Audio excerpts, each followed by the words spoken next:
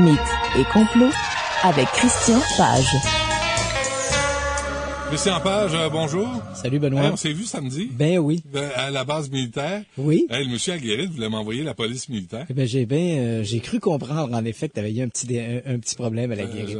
J'ai montré mon permis de conduire, mais écoute, j'ai reconnu. Non, c'est parce que j'ai demandé, c'était un test d'urine puis une prise de sang aussi, tant qu'à y être, je m'en viens voir avec ma fille une conférence sur les fantômes, ça moi, je viens pas, en tout cas, bref.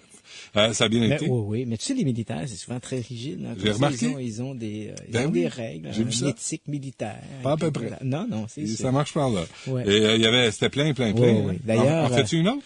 En fait, oui, je voudrais en faire une autre, mais c'est sûr que là, je dois, comme tu l'as constaté, le samedi dernier, la salle était bondée et la salle ne permet pas un aussi grand nombre de participants. Donc, la salle est pas conçue pour recevoir un si grand nombre de participants. Donc, tu travailles là-dessus. Oui, c'est ça. Donc, à la mi-avril, j'aimerais faire une présentation et j'aimerais beaucoup faire un truc sur, tu sais que ça sera la période de Pâques.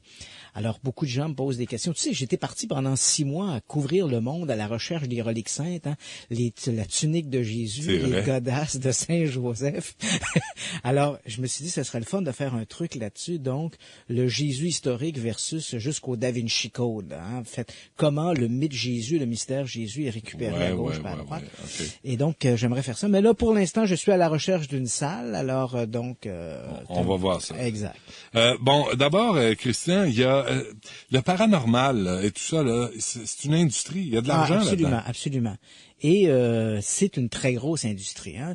Mais d'abord, commençons par des chiffres. Là, je vais farfouiller un peu avec mes feuilles, mais je t'ai sorti quelques chiffres qui sont quand même intéressants. D'abord, parlons au départ de la croyance. Et ça, c'est peut-être l'aspect qui me touche le plus, moi. Je te cite ici des chiffres d'après un sondage Gallup de 2005. Hein? Si on parle auprès d'une population américaine, le sondage a été fait auprès de la population américaine, mais c'est à peu près, on sait que les chiffres dans ce genre-là, dans le domaine du paranormal, sont à peu près les mêmes, se maintiennent dans les communautés, là, je dirais, occidentales. Donc, la croyance aux sorcières, par exemple, la magie noire ou blanche, on parle ici d'une croyance à 21% de la population. La télépathie, 31% des gens croient en la télépathie. Réincarnation, 20%. Maison hantée, 37%. Les phénomènes de la perception extrasensorielle, donc clairvoyance, télékinésie, tout ça, on parle ici de 41%, et l'astrologie, 25%. Donc tout ça, ce sont des chiffres comme ça lancés en vrac, mais ce qu'on doit retenir là-dessus, c'est que de manière générale, 73% des Américains adhèrent à une croyance paranormale. Donc c'est 3 Américains sur 5, quelque part, là, adhèrent à l'une de ces croyances. Ce qui est quand même surprenant, c'est que si je compare ces chiffres-là, comme je l'ai dit, les chiffres dans les croyances du domaine paranormal sont à peu près les mêmes que ce soit aux États-Unis, au Canada ou en Angleterre ou en France. Si on regarde la croyance en Dieu au Canada, donc croyance religieuse, je sais que tu vas me dire que tu en as un petit peu soupé de la religion. Oh boy, si tu savais, là. Mais on parle ici de croyance en Dieu, on parle ici de 73% des Canadiens croient en l'existence de Dieu.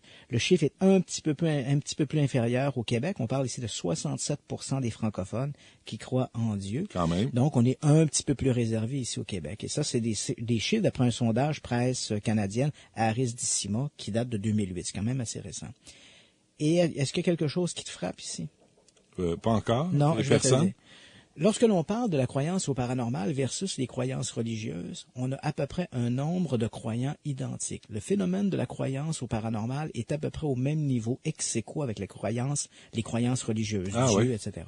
Et curieusement, c'est un phénomène, en fait, la croyance au paranormal, c'est une croyance qui s'est développée en parallèle aux croyances religieuses. Hein, alors qu'au Moyen-Âge ou à la Renaissance, on faisait une évangélisation des peuples. Cette croyance-là, alors que Dieu entrait dans les chaumières, en même temps, il y avait, au niveau rural, des croyances dans le surnaturel. Hein.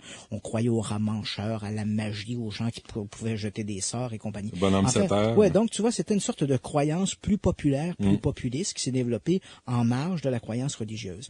Et ce qui m'étonne beaucoup, et je ne cesse de le répéter, c'est que lorsque l'on parle de la religion, c'est un sujet qui fait bonne presse. Hein. C'est bien de parler de religion, on peut même en parler dans les universités. On a des chaires complètes qui sont dédiées à la recherche ou à l'étude des phénomènes religieux.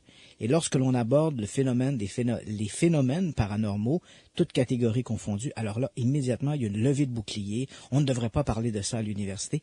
Et pourtant, c'est un phénomène social aussi important que les croyances religieuses. Et pourtant, on refuse d'en parler. Je n'ai pas, moi, à prendre position pourquoi les gens croient aux fantômes ou pourquoi les gens croient aux extraterrestres. Je me tiens loin de ce débat-là. Par contre, ce qui m'intéresse comme individu, c'est je vis dans une société où 3 personnes sur 4 croient à ce genre de phénomène-là. Est-ce qu'on pourrait regarder les tenants et aboutissants des tensions sociologiques, des croyances sociologiques qui amènent les gens derrière ça? Et ces croyances amènent des frais. Les gens achètent des livres, vont voir des films, consomment toutes sortes de babioles. Ça génère une industrie. Alors là, on a parlé de chiffres, de croyances. Parlons maintenant à business. Ah, d'accord. Money. Sors ta carte de crédit, mon vieux. Donc, si on regarde ici, une forte portion de la population est prête à croire et à peu près tout ce que proposent les phénomènes des sciences occultes. Hein. D'après une étude datée de 2009, 29% des Américains croient être en contact avec les morts, 18% auraient vu des fantômes, 15% auraient déjà consulté une voyante. Hein. Et en 2002, 30% des Canadiens interrogés par la firme Léger Marketing avaient confirmé qu'ils avaient eux-mêmes vu ou consulté une voyante. En 2007, et là j'arrive à des chiffres, Benoît, en 2007 en France, parce qu'il faut se rappeler que les voyants, voyantes, la culture du paranormal, c'est quand même un petit peu un commerce qui est marginal, un commerce souterrain. La plupart des voyantes te reçoivent chez elles, elles te font une petite lecture, elles empochent les dollars, et je ne suis pas certain qu'elles déclarent tout au fisc. Pensez? C'est vrai qu'on a rarement des reçus, hein? Ah oui! La petite madame qui a lu la ligne de la main? Non, c'est ça se fait plutôt parce que, bon... Enfin, donc, on a quand même quelques chiffres. Et je te parle ici de chiffres en France. En 2007, les revenus de la voyance ont été estimés à plus de 3 milliards d'euros. Es-tu fou, toi? 3 milliards d'euros, c'est 4,2 milliards de dollars canadiens. Et ces revenus ont tendance à augmenter. On parle ici de 15 millions de consultations qui regroupent à peu près 100 000 professionnels. C'est extraordinaire. Dont 50% exercent clandestinement. Oh boy! En dessous de la table. En dessous de la table. Ouais, je peux vous lire votre craque de fesses, monsieur Page. En Russie, hein, ce commerce, on sait que donc depuis que la Russie, depuis que la Russie s'est ouverte à notre culture occidentale, elle en prend un peu les travers. Et on estime en Russie, en fait, les gens de cette industrie du paranormal, de la voyance, clairvoyance et compagnie, ces gens-là se vantent eux-mêmes d'avoir colligé, d'avoir engrangé des revenus de 2 milliards de dollars uniquement pour l'an dernier. Donc, c'est quand même beaucoup de sous. Mais évidemment, on dira qu'à ça, il y a quand même un aspect un peu plus pervers. D'après un chiffre publié en 2007 par le Bureau du commerce de Grande-Bretagne, 170 000 clients 170 000 clients se seraient fait arnaquer. Le professeur Chupacabra se serait donc fait arnaquer par des voyants et voyantes malhonnêtes. Dit malhonnêtes. Donc, c'est un pécule de quelques 40 millions de livres sterling. Et c'est quoi la différence avec les honnêtes? Il y a les malhonnêtes. Ne me pose pas cette question. Hein? Okay. Donc, 40 millions de livres sterling, c'est-à-dire 62 millions de dollars canadiens. Et tout ça, ce sont les arnaques. Donc, on calcule pas les bonnes voyantes. Oui, puis l'industrie du livre et de tout. Oui, et là, c'est ça. Parlons-en un peu de ces industries parallèles. Parce que bon, là, on se moque bien, il y a les voyantes, Madame Minou, compagnie. Attention, on dit pas ici que c'est des escrocs, là. Pas du tout. Mais on parle ici essentiellement de l'univers de la voyance et de la clairvoyance. Ensuite de ça, quand on déborde de cet univers-là, on tombe dans le domaine du tourisme. Hein. Écoute, pour l'année 1993, je t'ai trouvé ces chiffres intéressants. Le monstre du Loch Ness a généré à lui seul des revenus de 37 millions de dollars. Ce sont des revenus surtout répartis dans la restauration et l'hôtellerie. Et pour ce qui a trait aux maisons hantées, d'après le magazine Haunted World, ce type de commerce génère annuellement des revenus de 2 milliards de dollars. C'est-à-dire donc des commerces qui font la proposition en disant « Nous sommes un restaurant, nous sommes une auberge hantée, venez nous visiter, etc. » Ça rapporte 2 milliards de dollars. Parlons santé maintenant. Oui. D'après des chiffres de la National Science Foundation de 1990, 40% des Américains n'ont pas hésité à faire appel à des médecines alternatives et holistiques, des thérapies qui ont engrangé collectivement 27 milliards de dollars. Écoute, je pense que notre système de santé aurait besoin d'un petit coup de pouce ici, avec quelques petits cristaux lumineux. C'est de l'argent, là, 27 milliards. Écoute, c'est quasiment le budget annuel, ça. Ben là, oui. Écoute, toi aussi, tu l'as vu, l'organigramme du gouvernement. Ouais, tout le monde l'a vu. Bon. Tout le monde a laissé échapper son dentier. T'en reviens pas, tu sais. Et c'est quasiment là, on était dans les arcanes occultes du gouvernement. Ouais. Dans le domaine du livre, parce que tu as mentionné à 2-3 reprises le livre, écoute, j'aimerais te citer ici des chiffres qui ont été évoqués dans une édition de mars 2011 du magazine Job Boom qu'on a reçu, dont l'éditeur, je crois, il y a quelques semaines ici. Donc, un article qui était signé qui était présenté dans Job Boom, qui, eux, citait une étude qui a été réalisée en 2002 par Serge Larrivé, un professeur de la faculté de psychoéducation de l'Université de Montréal. Donc, ce chercheur, en visitant une soixantaine de librairies réparties dans 7 régions du Québec, le chercheur a noté que les livres consacrés à les rayons, donc consacrés à des ouvrages de pseudosciences, occupaient en moyenne 48,96 mètres sur les étagères contre 6,95 mètres pour les livres de vulgarisation scientifique. Ah oui. Écoute, donc, on retrouve sur les tablettes au moins 4 fois plus de livres à caractère ésotérique, mystique, occulte. C'est pas pour me déplaire, puisque moi-même, je publie dans ce milieu. Ben oui. Mais quand même, c'est vrai que souvent, le bon côtoie le pire. Hein. Toujours selon cette étude de Job Boom, là, parlons de chiffres, vraiment de chiffres sonnants. Hein. Au Québec, un best-seller, pour donner une idée là, aux auditeurs, un best-seller se vend entre 3 000 et 4 000 exemplaires et peut rapporter tout au plus 10 000 $ à son auteur. À moins qu'on s'appelle Benoît Dutrisac et on reçoit des avaloirs énormes. Ouais. Les livres Continue dans ta science-fiction. Les livres d'horoscope annuels publiés par des stars de l'astrologie comme André Damour ou Anne-Marie Chalifou, par exemple, peuvent toutefois s'écouler à 20 000 exemplaires en quelques mois. Ah oui, ça marche. Donc, c'est 2 fois plus que 2, 3, 4 fois plus même que qu'est-ce qu'un auteur, un best-seller pourrait vendre. Et quand on considère que ce commerce-là de l'édition du livre sur l'astrologie est également, a ses dérivés par des lignes téléphoniques, tout ça, où ces gens-là participent, ben c'est quand même pas mal. Marie-Renée Patry, une comédienne qui pratique la magie blanche depuis son enfance, a écrit 2 livres au cours de sa carrière. Tarot Sanctum, qui a été publié en 2007, et Sapiens, 2005. Ben, les 2 se sont vendus à 14 et 10 000 exemplaires respectivement. Écoute, c'est du best-seller. Ça marche. Ça. Et toujours dans le domaine du livre, les ventes auprès du lectorat jeunesse, on parle des préadolescents et des adolescents, ont augmenté de 6,6% ces dernières années, et ce, en grande partie à cause de la littérature fantastique, comme Harry Potter et la saga Twilight, dont sûrement t'as entendu parler. Les vampires et les magiciens. Ouais, c'est ça, les vampires, les loups-garous et compagnie. Et uniquement à propos de Twilight, cette saga qui était écrite par Stephanie Myers, s'est vendue à 85 millions d'exemplaires à travers le monde. Les livres sont demeurés plus de 200 jours sur la liste des best-sellers du New York Times. Quant au premier film de la série, tourné en 2008, il a rapporté à son auteur 350 millions de dollars. Donc, ça va bien. Ça va bien. Écoute, veux-tu que je te parle du cinéma puis de la télévision avec ça? Après la pause. Pour suivre Benoît Dutrisac sur Twitter, twitter.com/Dutrisac. Avec Christian Page pour cette chronique qui fait beaucoup de bien, qui nous sort de les maudits sujets à chaque jour. Christian, c'est quoi le reste de l'industrie du paranormal? Les deux petits éléments encore qui sont assez friands de phénomènes paranormaux, bien sûr, le cinéma, la télévision. Hein, et je sais de quoi je parle. Moi-même, je produis des émissions pour Canal D, Canal Z qui touchent le domaine du paranormal. Dans ce domaine-là, si on parle essentiellement au niveau de la fiction, ben évidemment, c'est une source intarissable.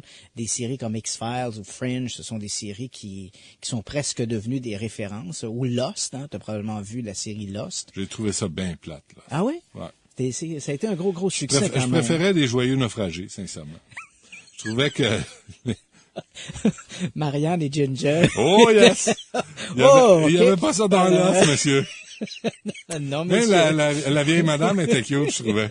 Ah oui. La vieille bourge, là? Oui. Ah, je la trouvais jolie aussi. Madame ouais. Howell. Oh, oui, toujours Madame. un petit rouge à lèvres, toujours un peu coquine. Oui, mais... oui, c'est vrai. Ah, hein. oui, Bon. non, Bon. fallait l'apprécier. Bon, pour ce qui est des reality shows dans le domaine de la télé, comme Chasseur de fantômes ou Enfant médium, mais ça encore, c'est des trucs qui reviennent. Ça, t'en as parlé dans ta conférence, Ouais, les chasseurs de fantômes. Les chasseurs de fantômes. Quelle arnaque! Ah, oui, absolument. Quelle bande de pas fins. fins. Que je raconte ici la petite anecdote? Oui, prends le temps. Ah oui, Ben, ça à vaut la l'époque, peine. je me trouvais à la prison de Sing Sing, hein, c'est dans l'État de New York. C'est une prison dont une partie est désaffectée, l'autre partie est encore effective. Là. Il y a encore des prisonniers qui sont gardés là. Et on dit que la prison de Sing Sing est l'une des prisons les plus hantées des États-Unis. Alors, les gens de chasseurs de médiums se préparaient à faire un tournage là. Il y avait une femme qui était invitée, qui était Catherine Ramsland, qui est une psychologue criminelle. Là. Elle parle de la psychologie des criminels. Et moi, je voulais faire une entrevue avec elle dans le cadre de la série Jeux mortels que j'ai présentée à Canal D, qui était le phénomène des enfants assassins. Donc, je me retrouve là pour faire une histoire courte. Je fais mon entrevue avec Ramsland et ensuite, en me promenant, je vois l'équipe de chasseurs de fantômes qui sont en train de préparer leur truc. Et puis, qu'est-ce que je vois? Je vois ces gens-là en train d'accrocher des cordes après des portes et tout ça. Et je me dis, mais mon Dieu, quand on présente ça à la télé, c'est supposé être vrai. Et le type me répond, il dit, écoutez, il dit, des maisons pas hantées, on veut pas en voir. Ben oui. Évidemment, je comprends que la télévision, c'est du divertissement, mais au moins, au Québec, ici, on a... En tout cas, moi, quand je fais Dossier mystère, j'ai au moins la décence d'écrire dans le haut de l'écran « Reconstitution ouais. » pour pas que les gens croient que ça a été filmé sur le... Et là, ils fermaient des portes avec des cordes. Avec des cordes, puis tout ça. Puis ils disaient « Oh, mon Dieu, c'est un fantôme s'est produit. » Tu sais, bon. Fait que ça, c'est un petit peu maladroit, mais bon, qu'est-ce que tu veux? Maladroit, malhonnête. Ouais, bon. Malhonnête. Malhonnête, ok. Malhonnête. Dis pas qu'il y a un fantôme. Non, ok, là, tu non, m'arrêtes les mots. Ben, excuse-moi, tu mets une corde après une porte, puis tu dis qu'il y a un fantôme. Ouais, c'est malhonnête. C'est malhonnête. C'est plutôt bien adroit. Ouais, oui, c'est adroit et malhonnête. Tu sais que cette manne également du surnaturel, c'est quelque chose qui touche Hollywood, bien sûr. Et là, écoute bien ça. Le film Paranormal Activité 1, je sais pas si tu as vu ce film-là. Donc, Paranormal Activité 1 a été produit avec un budget d'à peine 11 000 $ et a engrangé des recettes de 100 millions de dollars. Alors, si l'on considère le coût de production versus le bénéfice, Activité Paranormale 1 demeure le film le plus payant de toute l'histoire du cinéma. C'est pas... Et enfin, dernier... Les fantômes, ça charge rien au cinéma? Ben non, c'est des acteurs qui ont pas lui signé un pas contrat UDA, ben qui sont pas actifs à rien. Et enfin, pour terminer avec cet aspect financier, c'était ma chronique financière. Oui, c'est bon. Pour ce qui est de Internet, écoute, les phénomènes paranormaux se retrouvent dans les top 10 de la liste des sites les plus visités. Apple iTunes, par exemple, offre une liste de plus de 1000 diffusions à caractère paranormal et des sites comme Ghost Village ou I Am Haunted reçoivent entre 30 et 80 000 visites chaque mois. Wow, c'est énorme. Donc, écoute, faut que je fasse une parenthèse puis revenir à la réalité. C'est confirmé par le service de police de la Ville de Montréal. Les étudiants sont sur la métropolitaine. Là, je peux pas croire que c'est le cas. J'imagine que Paul va faire le suivi, mais les étudiants sont sur la métropolitaine. Là, ils poussent un peu leur chance. Là, on fait une annonce au 10 roues. Ralentissez, vous allez peut-être voir un groupe d'étudiants, puis il faudrait pas qu'il y ait de casse non plus, puis qu'il y ait d'accidents malheureux. Non, parce qu'ils pourraient se retrouver dans l'univers des fantômes. Oui, et puis on veut pas ça. Non, là. c'est ça. On leur souhaite pas ça. Non. OK. Quoi d'autre? Ben voilà, tu vois, maintenant qu'on a fait le tour... On a le temps d'une nouvelle. On a le temps d'une nouvelle. Écoute, une nouvelle. Bref, il y a beaucoup d'argent dans le paranormal. Il y a beaucoup de gens qui y croient. C'est une grosse business et la business répond à la demande. Absolument. Et c'est une business qui se maintient année après année. Écoute, puisqu'on a le temps pour une petite nouvelle ou deux nouvelles, écoute, la première nouvelle, je ne voudrais pas te faire patienter plus longuement. El Chupacabra. Aïe, aïe, aïe, aïe. Bon, qu'est-ce qui se passe? Enfin, le voici, après des semaines de silence, le 1er mars dernier, Agustín Carrillo Madrigal, un fermier du village de Paracuaro, dans le comté de Michoacán, au Mexique, a trouvé 35 de ses moutons égorgés. Ton Mexicain est très bon en passant, comme disait W. Bush. Les bêtes présentaient des marques de morsures bien nettes à la gorge et l'animal responsable de ces blessures devait toutefois avoir des dents aussi tranchantes qu'un rasoir, tant les marques étaient bien précises.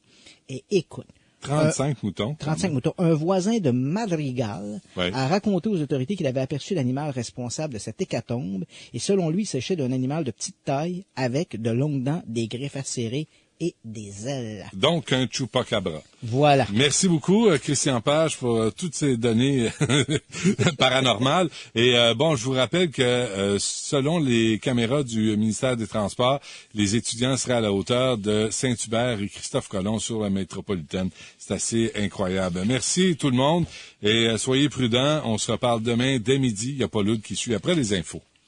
Pour réentendre les entrevues de Benoît Dutrisac, 98.5fm.ca.